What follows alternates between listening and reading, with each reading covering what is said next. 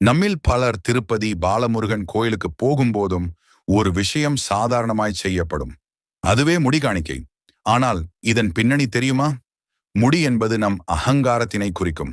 மனிதனின் தோற்றத்தில் அழகாகவும் பெருமையாகவும் கருதப்படும் ஒரு அடையாளம். இது வெறும் சடங்கல்ல, இது ஒரு ஆன்மீக ஒப்புதல். ஐயா, என்னுடைய வாழ்க்கையில் உள்ள அனைத்தையும் உங்களிடம் ஒப்படைக்கிறேன்.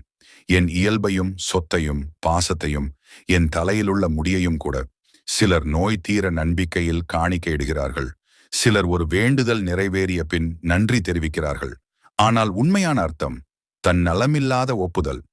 இந்த காணிக்கையை செய்வதன் மூலம் நாம் ஒரு புதிய தொடக்கத்தை ஆரம்பிக்கிறோம். ஒரு பூர்வ பாவம் முடிவுக்கு வருவதாக நம்பப்படுகிறது. இறைவன் நம் முடியை நாடவில்லை. அவர் நம் இதயத்தை, நம் அழிவற்ற நம்பிக்கையை, நம் தன்னகத்தை நாடுகிறார். முடி கொடுக்கிறோம் என்பதுதான் முக்கியமல்ல, எதற்காக கொடுக்கிறோம் என்பதுதான் ஆன்மீகத்தின் ரகசியம். விரும்பினால் லைக் பண்ணுங்க, ஷேர் பண்ணுங்க, நம் சேனலுக்கு சப்ஸ்கிரைப் பண்ணுங்க. இன்னும் அற்புதமான புனித கதைகளுடன் விரைவில் சந்திப்போம்.